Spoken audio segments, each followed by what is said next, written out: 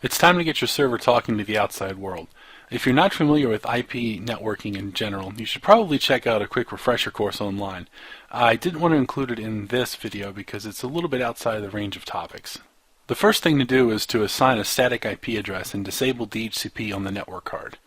There's a file, etc. network interfaces, that shows you the interface configuration for everything that's present at the time. ETH0 is currently configured for DHCP. And you can also see a loopback address, which is used internally, but that we're not interested in at the moment.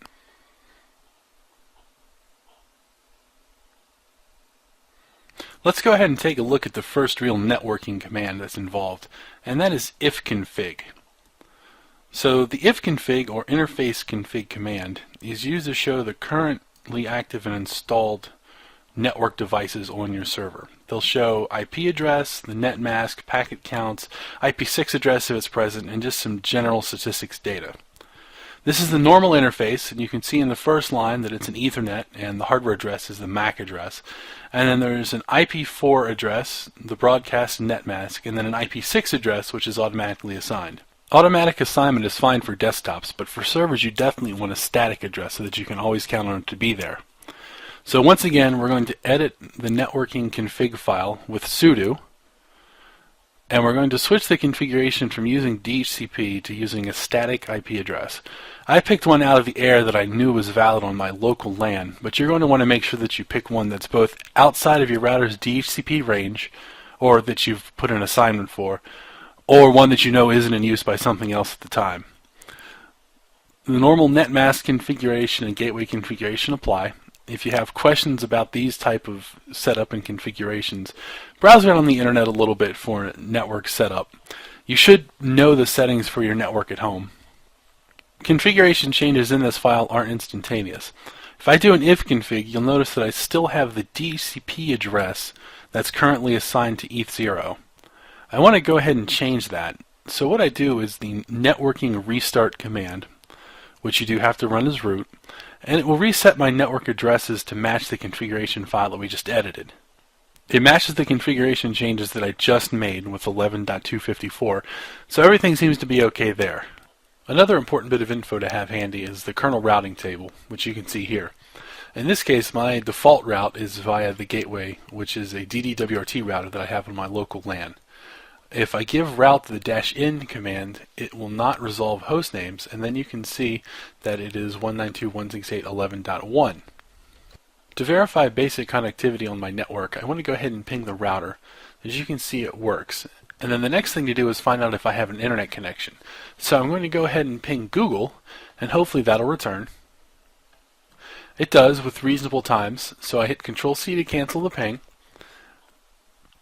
And now we can check out the resolve.conf file, which shows you which name servers and domain names are currently active. Edit this file as root with the text editor and the changes will take effect immediately. It's also easy to change network settings like IP addresses and routes on the fly. IP addresses can be changed using ifconfig. I demonstrated it earlier with just a diagnostics display showing your current IP address. A little bit different syntax will let you set an IP address.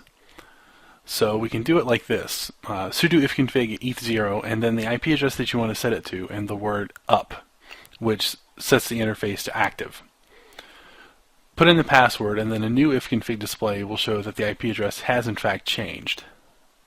A couple of tabs of the up arrow and then I can change the command line and switch the IP address back to 254, which is where I want it to be in the first place. This is just a quick demonstration of changing the IP on the fly instead of using configuration files. Something to be aware of is that by default, ifconfig selects the net mask based on the class of address it is. Class C addresses get a /24 net mask and so forth. In the case that you want to take, say, a class A address, a 10 dot something, but only use it as a local /24, you do have to explicitly set the net mask. So when I take just a 10.10.20.2 IP address and assign it like that, it's going to give me a net mask of 255.0.0.0. That's probably not what you want. In most cases, you're going to want a 255.255.255.0.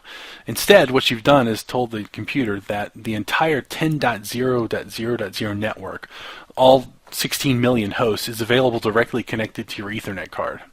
Instead, you want to specifically address the netmask problem by giving it the /24 netmask instead.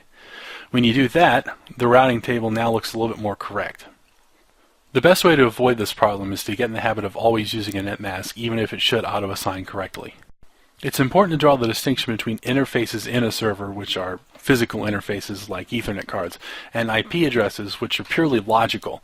IP addresses can be assigned to one interface, but they could be assigned to multiple interfaces, and a given interface may not have any IP addresses assigned to it. Ethernet physical interfaces will be assigned starting with ETH0 and incrementing by 1 for as many as the server detects at boot up. Other devices like PPP or Frame Relay will have different device names.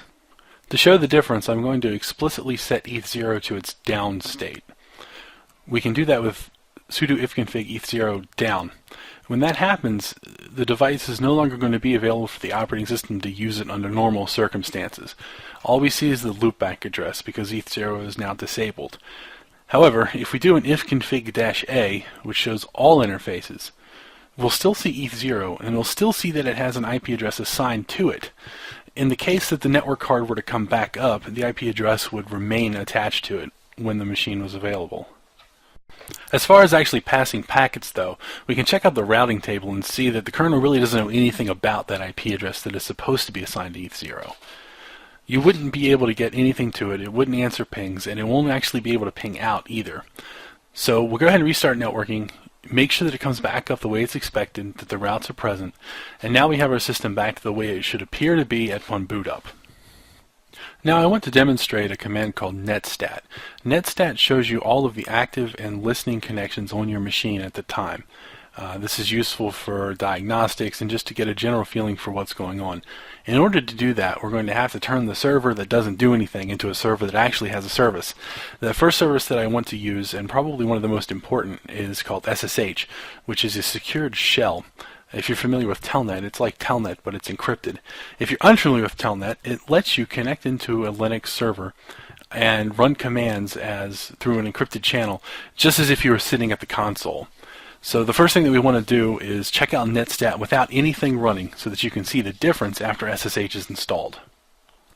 Netstat with an AN will show all connections and disable name server lookups on anything that it finds, just like route-n does. In this case, I don't expect to see anything because there are no services running. But normally what you would see under active internet connections, servers and established, is a list of listening services and connections that are currently active and open. That means that they have to be in some form of transferring data. So that we can actually see something interesting, we're going to go ahead and install the SSH package using a program called apt-get. apt-get will automatically download and install packages from the internet based on the package name and certain dependency trees. So we'll go ahead and run it as sudo apt-get install SSH. There's a ton of stuff going on right now in this display. The first line that's interesting is the command that I ran, and then there's some extraneous diagnostic output. And then you see the following extra packages will be installed. And there's the lines, 3 package names there. apt has automatically determined that in order to install SSH, which is what I wanted, it's also going to need to install librap OpenSSH server and something called TCPD. And then below that are some suggested packages, which are things that may be useful but aren't strictly required to run it. And then some more interesting information. 0 upgraded, 4 newly installed, 0 to remove, and 23 not upgraded. In turn, what those mean are none of the packages that I've asked to recall were already installed. 4 of them are new. 0 of them are going to be removed as part of this automatic installation process. And there are 23 packages on this system that I haven't asked to do anything with, but they could be upgraded right now if I wanted to. When you hit Y here, all the packages that apt told you were going to be downloaded are pulled from the internet and then installed automatically. As soon as that's over, and it's over fairly quickly, it means that your first service, which is SSH, will be available for use to anyone who can connect to this machine. So if we do a netstat again a netstat-an, you'll see that there's a new service listed at the top. Specifically, SSH is now listening on TCP port 22. I'll double check my IP address and then SSH to it. It's going to give me a prompt to accept the RSA fingerprint of the server. I hit yes, put in the password on the machine, and then I'm logged in. So we've verified two things. First, that SSH installed correctly, and that we can connect to ourselves through the public IP address of the new server. I do exit, that closes the SSH connection, and now I'm back to normal.